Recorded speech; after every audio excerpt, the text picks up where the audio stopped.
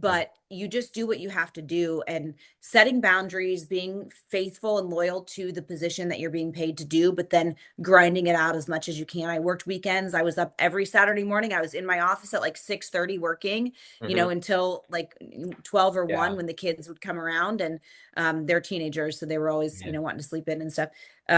Yeah, so boundaries, and then just know that you have to really hustle.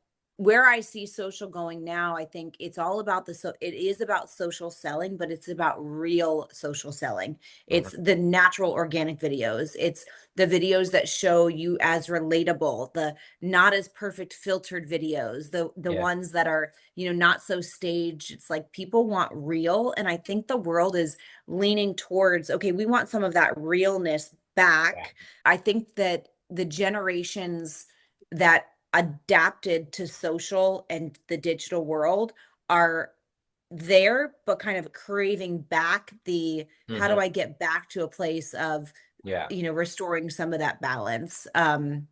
Where I see it going is I don't think it's going away. I think social is here to stay, and you Yeah. have to figure out how do you set boundaries with it because the possibilities are endless. Mm-hmm. Welcome everyone to another episode of Yollab Central. Today I have with me Lindsay. So Lindsay, would you like to tell our audience why they should be excited about this conversation today? Well, I mean, anytime you're learning about something that's going to help you in your business, you should be excited, right? It's always an exciting thing to take the time to pour back into you, your growth, your leadership, your business. So I think that's the biggest reason to get excited because you're doing it. You're doing the work of plugging into yourself, right? And hopefully I can share something they haven't heard before or some advice that makes a difference. That's always my goal. All right. So where should we get started from? Something from your expertise. What have you been doing and helping others with? Yeah, I mean, my background is in corporate leadership. So I historically have overseen high volume stores, multiple locations for companies like Nike, American Eagle, Mm-hmm. limited brands. And I spent 20 years in corporate, left corporate America, started my first business in about 2016. Um, Kind of did the side by side, grew the business while I was working corporate for a few years, several years actually, and finally walked away 4 years ago. And I've been working for myself since then. So right now I work in the space of helping business owners to grow their business, and I do that in two ways. One is through marketing and branding expertise and services, and then the other is through consulting services that we really go in, my team and I go in and fix operations for organizations. So I'm able to take all of that learning and experience from working for big brands and apply that to small businesses that, just may not have had the expertise, Right. experience, or a knowledge on how to effectively operate a business. Yeah. Okay, so I want to specifically ask you this question about how you transitioned, right? You spent 20 years, then you Yeah. spent like 4 or 5 years juggling things. So people out there who are there actually trying to juggle things and trying to find a balance, or probably look for the opportunity to flip. What was your flipping point? Yeah, mine is kind of crazy. So I'll go into a lot there because Mm, I looked at when I think back on my history, I wasn't really being obedient in my journey. I'm a Christian, so some of that will come out.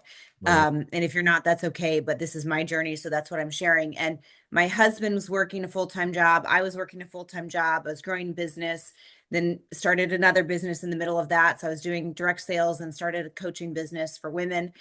Both were doing really well. And I remember we had kind of discussed like, okay, once I'm outperforming or we've replaced his income, then one of us will make a change. And we yeah. didn't do it. We just, kept piling on. I was working full time, had a full-time assistant, part-time assistant, Uh-huh. and, just the crazy world. I look back now and like, I just didn't have any balance in my life. And, I went out on medical leave for surgery that was not elective. It was, mandatory. And the surgery didn't go well. I had complications afterwards, and I was um, taken in an ambulance to the hospital, had a blood transfusion in the ambulance because I lost so much blood, was put in OR1.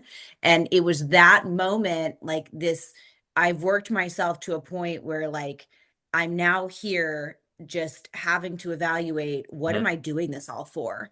Yeah. And that was the night that my husband and I looked at each other and were like, something has to change. And so that was it. We had a lot of conversation, a lot of discussion about what that looked like. And we made the decision for me to walk away from corporate at that point and focus on growing Mhm. my own business for our family. And, you know, we largely, I am the face of our company, but my husband is highly involved in it too. And so, you know, for us, it was Mhm. the beginning of freedom for our family and time freedom. Right. So this flipping that you did, right? Was it, I mean, obviously, I'm sure there must have been a lot of tumultuous journeys that were taken, right? So if you want to share something from that where others can take lessons from. Repeat that last part one for 1 second. Uh, the point where you flipped, right? There must have been a lots of ups and downs. So at the point where you flipped from corporate to your own entrepreneurial journey. So if people can take a lesson from that, which lesson should they? Yeah. Yeah, I mean, I think one of the lessons is build up a raft to jump off onto, right? You don't want to quit your Okay. job without having some means to support yourself in the meantime, and also proof of concept. So I think I waited too long to jump, and in all honesty, I almost made the jump 2 years prior, and I decided to do one more stint in retail and took a new Okay. role and took that role for 2 years. But I had built businesses enough to, number one, if you're going to walk away from something that you've been doing, and it's a job. My son teases me. He goes, why do you say it? Why don't you just say job? And I'm like, because it's a job. It just is what it is. It's, you're working for somebody else. But uh, have the proof of concept that whatever you're going to do, you can be successful at it, right? You All don't right. ever want to just jump and not know that it's going to be effective. So Yeah. I had proof of concept in Mhm. both businesses. I knew they were both running Right. effectively, efficiently. They'd been more than a year. They were both, making money. Mhm. And then the second thing that I would say, as you're preparing, is put money back into your business while you're still working, so that Yeah. you can fuel that, and Yeah. then put away, your money to live on in case you have an opportunity Mhm. in the business that you weren't expecting. So those are the two things: is prepare for it financially, set enough aside that you're in an okay position, and just prove the concept. You don't want to quit your job and go, I'm going to start a business tomorrow, so I'm quitting my job today. That's you, right. you know you got to do the grind for a little bit. Okay, and if you had to share a lesson from your corporate stint, okay, I mean there must be a lot of them, right? But Yeah. but at the point where you were still in two minds about flipping, not flipping, and you were still juggling everything, what were the things that you took ensured that you're not having problems with both of them? Yeah, that's great. I had really good boundaries, right? When I was working my job in corporate, I was working my job, and I was Yeah, committed and executing and doing the job that I was paid to do. But I looked for pockets, right? I looked for yeah, pockets in my day where I could touch my business. So where some people might have picked up their phone and scrolled social media for a break, I wasn't doing that. I was yeah, calling my full-time assistant and giving her work to do while I was then going into work. yeah, My first investment, and the best investment I still to this date would say that I made in my business and in my personal life, was an assistant. And my assistant has now been with me for over 7 years. oh, And so, it's kind of like a marriage. huh. She reads my mind better than most people could ever even Mhm. try to. And investing in that in the beginning was one of the best decisions I made. Right, And having those boundaries where I could be effective. Essentially, I was paying somebody full time to yeah, execute on my desires for the business, but I was still performing. And so she was making all the money in the business, not me, uh-huh, because I had to pay her to do it so that I could still get paid at my other job, right? So respecting the boundaries, I never took advantage of my employer and said, I'm not, I'm going to half work my job. I always, yeah, showed up and did my job. But I was fortunate in some ways where a lot of my time in corporate, I was traveling a lot. So I was leaving Tuesday, coming home Thursday night. And so when I was traveling and away from the family, I worked my day job and then I worked my side hustle, Hmm. in the evenings. And whenever I was, had time to do it, that wasn't committed to my day job. And so that grind lasted for a long time. I look back now, I'm 43. I don't know how I did that because I worked so much, but you just do what you have to do, and setting boundaries, being faithful and loyal to the position that you're being paid to do, but then grinding it out as much as you can. I worked weekends. I was up every Saturday morning. I was in my office at like 6:30 working, Hmm. until like 12 or 1 Yeah. when the kids would come around, and they're teenagers, so they were always, Yeah. wanting to sleep in and stuff. Yeah, so boundaries, and then just know that you have to really hustle. Uh-huh. Now, coming to the part where you're currently doing, right, and using those lessons to help other people. So, about leadership and operations that you have. So, what are the problems that you're seeing and that you particularly enjoy solving? Yeah, great question. So many. Okay. So I think I look back on my time in corporate, Mhm. and I remember thinking, how did I land this role? Like, what did I do to deserve this opportunity to work for these amazing companies? And I was in a leadership role, multi-unit leadership role in my 20s. So I was overseeing millions of dollars of volume and hundreds of people in my 20s, right? So Mhm. I didn't know what I didn't know. I was so young, just hungry and eager and hardworking. Mhm. And when I think about my time there, I learned so much about systems and operations. And I always have thought like operations is boring. That's like super boring. Let me just Yeah. like get out and talk to people, right? And as I progressed in my journey, and it's fun, you can kind of look, sometimes you get this bird's eye view of like the map of your life that God has Mhm. planned for you. And oh, that's why that led to this and that led to that, right? Um, And so when I started doing branding and marketing work in my local community, I had conversations with business owners every day, Right. and I would hear in their conversation, they had no idea what they were doing with their operations. They didn't have Right. systems in place. They were running themselves ragged, Mhm. trying to do it all. Mhm. And I was giving it away for free. I was giving advice on how to put systems in place and Right. how to scale their business. Um, and so as time went on, I started offering that as a service. I've now developed a team. I have a team of people that we go into businesses. And now what we actually do is we do an audit, and we look at how is their business running? How can we make them more effective, efficient, and profitable? And then we go in and give them a map and say, here's the roadmap Mhm. to follow. Here's what you do. And then this is what makes us really different is we don't just walk away and say good luck, which is what most consultants do. They're like, here's Yeah. your roadmap, go execute it. We actually do it. So Right. we go into the business, we do discovery, we write standard operating procedures, we write job descriptions, we write role Mhm. clarity, we do scorecards, compensation plans, all the things that need to be put in place to make a Mhm. business run more effectively and efficiently. And Right. we always help them to be more profitable. We've not had one instance where we've gone into a business and not been able to save them money by automating something that they've been doing or changing someone out of their role to a different fit, something of that nature. So operations and applying how big businesses think and work now, and Yeah. what I experienced, and helping small to mid-sized businesses, anywhere from, I do one-on-one coaching for smaller businesses than this, but we usually start about 2.5 million up. Those helping those businesses to implement and think like businesses is really where our sweet spot is. Okay. Now, if I had to ask you, right, what is one particular problem that is rampant across small businesses? Okay, other than systems not being in place. Okay, Yeah, and something that small business owners should specifically look at, what would that be? they're doing it all themselves. They don't want to spend money to hire people to help them. Okay, yeah, And my best advice for that is there's a book called Who Not How, and it's by Dr. Benjamin Hardy and Dan Sullivan, and it is phenomenal.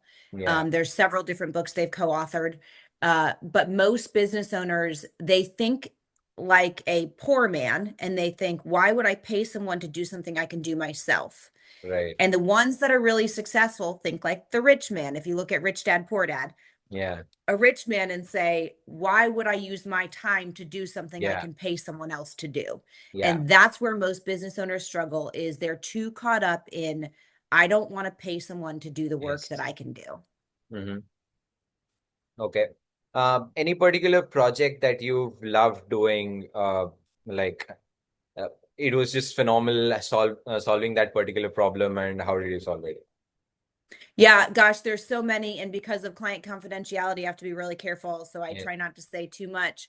What I'll say is, we've had an example where there are multiple business owners working together, Hmm. and they've had to go through a lot of transition. People changing times in their life, retiring, Yeah. stepping into new things, and navigating really tough situations that are emotional and that impact the business where we can come out the other side and say everyone feels really good about what we've accomplished and we've been able to do it and actually increase the business revenue Yeah. growth projection the future, and going into a tough situation and aiding the team and Hmm. transitioning through that.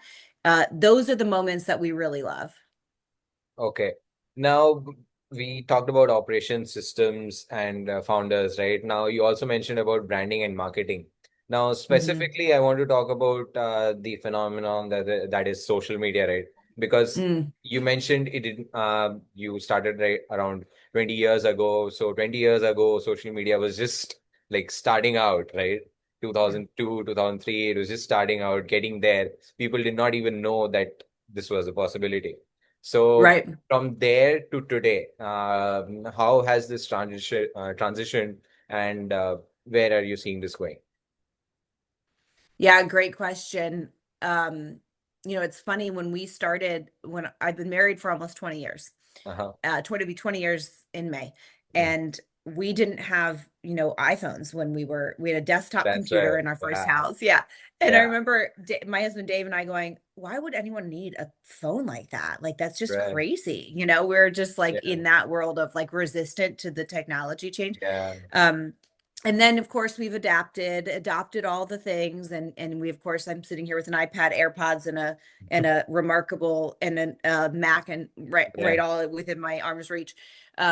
And when I look back on that, I think social media has evolved. Originally, it was like a way to connect with friends that you couldn't see otherwise. Like think about Yeah. MySpace and Facebook OG, Mm. and then it became this platform for selling. And it Yeah. actually is largely why I was so successful in my direct sales business because I leveraged the power of social media, the following, and that actually led into my coaching business. I will say there was a 2-year period not that long ago where I completely got off social media. I just needed the detox and a reset. Mm-hmm. And so I deleted everything and I've only been back on social for about a year, maybe a year and a half, which is kind of crazy to think I still did a Okay. ton of business Uh-huh. without social media. So I'm here to tell you it is possible. It's harder, but it's possible, Mm-hmm. to be totally. I kept LinkedIn, and that was it. LinkedIn, the Yeah. professional network. But where I see social going now, I think it's all about it is about social selling, but it's about real social selling. Mm-hmm. It's the natural organic videos. It's the videos that show you as relatable, the not as perfect filtered videos, the Yeah. ones that are not so staged. It's like people want real. And I think the world is leaning towards, okay, we want some of that realness Yeah. back. I think about writing with a pencil or a pen and paper Yeah. versus everything on a computer, Yeah. right? I'm very much a pen and paper girl. I use technology in paper form as a remarkable, should get a plug in there for them. But I think that the generations that adapted to social and the digital world are there, but kind of craving back the how Mm-hmm. do I get back to a place of, Yeah. restoring some of that balance. Where I see it going is don't think it's going away. I think social is here to stay, and you Yeah. have to figure out how do you set boundaries with it because the possibilities are endless. Mm-hmm. Now, I want to ask you a very interesting point that you picked up, right? You went 2 years without any social selling, right? Hmm. Obviously, LinkedIn, there must have been an avenue where you were still doing it, but then probably you closed down your main platform. So, how was Hmm. this journey of initially selling on social, then closing it down, and then coming back on? So Yeah, because I mean, yeah, a lot of combined, I had like 20,000 followers or Mhm. connections, right? And if between Facebook and Instagram, and Okay. those were the two main channels that I leveraged. You know, for me, it got really heavy. Social got heavy, and I still see it in moments today where you get on and it's like, wow, there's something in the world that everyone's Yeah. talking about and it's heavy. And Yeah. so I'm able to go, you know what? I'm not going to be in that space today. There's too Definitely. much going on. I'm going to give it a break. Hmm. Back in the time where I was on, in my previous career, entrepreneurship of, direct sales, I didn't have the ability because it was so largely connected to my business that I felt like I wasn't showing up to work if I wasn't on social media. And so I had this inability of separating the two. And today I have a much healthier boundary of I know how to use it. I use it the way I want to and need to. But I've got a timer on my phone for Instagram for 30 minutes and I've never hit it. I never hit it. I don't even know the last time it went off. Hmm. Facebook, I'm probably on for like 3 minutes a day. Hmm. I've got a team that does my posting for me. So, I'm not even doing that. So I think the world where I live today after the reset is a much healthier boundary of reality versus social.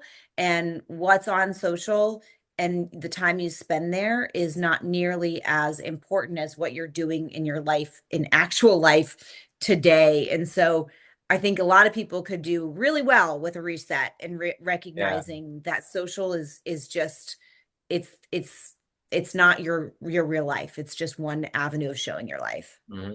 Yeah, I actually relate to that because I think 4 or 5 months ago, I put a timer on Instagram myself Yeah. of 1 hour, for for the past 2, 3 months, I've not hit that timer for quite a while Mhm. because now I'm just used to either just seeing messages or not scrolling through everything and not getting into that doom scrolling, right? If you relate Yeah, to that.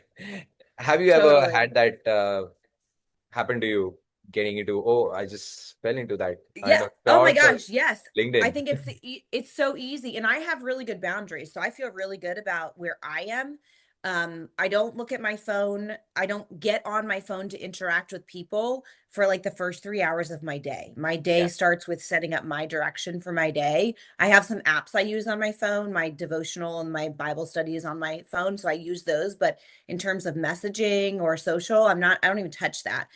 So I have great boundaries with that. And Okay. I feel like if I have time that's not dedicated to something and I Yeah. start to look online, whether it be on social or shopping or whatever, Yeah. I have to set a timer and say, I have 10 minutes. That's all I'm allowed because you can go down rabbit hole after rabbit hole after rabbit hole That's online right. and That's it can quickly suck your entire day and your life away. uh Okay. Now, if you had to define a rabbit hole in businesses, okay, Mm. where a person can just go in and just end up going further deep down without reaching an end, what would that rabbit hole be?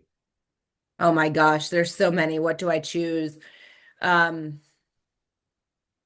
well, one that comes to mind now is taking too long to get rid of the wrong talent Okay. or make a talent decision. Mm-hmm. I think, I've worked with companies that have held on to employees for 7 years that weren't performing, Okay. 8 years that weren't performing. Um, and instead of, I think sometimes Mm-hmm. having tough conversations it's not fun. A tough conversation is Correct. never Yeah. fun, right? It's That's not right. enjoyable. It's going to feel uncomfortable. And I think that business owners, people shy away from those tough conversations. Yeah. And so a lot of times it's just easier to let people do what they do. And the other thing is, business owners don't want to get rid of somebody because that means they have to take on the work of hiring somebody, doing that job in the meantime, Right. and replacing the person. Yeah. And I think the fear of that keeps businesses stagnant and keeps they hang on to people that are not good for the culture or the growth because they fear that the pain of the change, right? Uh, no, but I mean, whenever there is change, there is pain. That's the whole point that humans and just Mhm. animals don't like change as it is, right? Um, any specific suggestions that you've put out for something of this sort. Like a change where someone's had to go Yeah. through change. Mm. Yeah, I mean, we had a situation where there was an employee for 8 years, and there was no accountability for this Oh, okay. person, and no method of holding them accountable, and kind of everyone just avoided the conversations that were tough and Oh, avoided accountability for this person. um and I think in this particular case there was a lack of systems, and okay. there was a lack of ownership of Mm. who owns the results of this person and who owns those conversations. And so I use this analogy when I explain, one person needs to be accountable for Okay. execution for each thing. Yeah. We have a boat we got a couple of years ago, and I've got teenagers, and they love, they love going on the boat and tubing. That's like, one of Yeah. their favorite things to do in the summer. Although my daughter this summer was kind of over the tubing. She's 18. My son and all the boys are all about it. But when I'll be driving the kids, and it might be a day where it's just me taking them out, I'm the only adult, and the kids are tubing in the back, and I'm like, all right, well, who's the watcher? Because I'm the driver of the boat, so I Yeah. need someone to be the watcher. And they'll go, well, we're all going to watch. No, I need one person that is accountable to whether that person falls off and you tell me or not. And Yeah. I think that we run into that in businesses where it's like everyone's in charge, so no one's in charge, especially where there's not great systems and Mm. there isn't role clarity. And so in this particular case, as soon as there started to be accountability put in place for this individual, and as soon as there started to be conversations around job descriptions and role Yeah. clarity, this person actually decided to exit the business. Oh, And those tough conversations are a lot easier when you're not the one who has to initiate it, right? Because you put that yeah. accountability in. So the challenge is, and what I'd love to be able to help every business owner is put those in place from the beginning so that you don't have to Right. suffer for so long, right? Mhm. Okay. So thank you so much, Lindsay, for this amazing conversation. We went from leadership, businesses, I know, small businesses, social media, and whatnot. We went into a lot of directions. So love that. Thank you so much for this conversation. Before we close, where can people get in touch with you and know more about you? Yeah, thank you for asking. So I'm on Instagram at just Lyndsay Stafford. It's Lyndsay Stafford, Stafford. LinkedIn, same thing. You can find lindsaystafford.com, or staffordsolutionsconsulting.com would take you to the website that tells a little bit more about what we do, my team, and what we offer. But I am always giving away free tips and advice on social media. So yeah, come check me out there. And then all of my own podcast is the Lyndsay Stafford Show. That's on YouTube, Apple, anywhere podcasts are found, you can find it. Thank you so much once again for joining in. So, for the audience who's been listening and watching intently, don't forget to like if you like what we talked about. The comment section is open for suggestions, questions, perspectives, and whatnot. And don't forget to subscribe before you close the window itself. Thank you so much for joining. Thank you so much, Lindsay. Thanks for having me.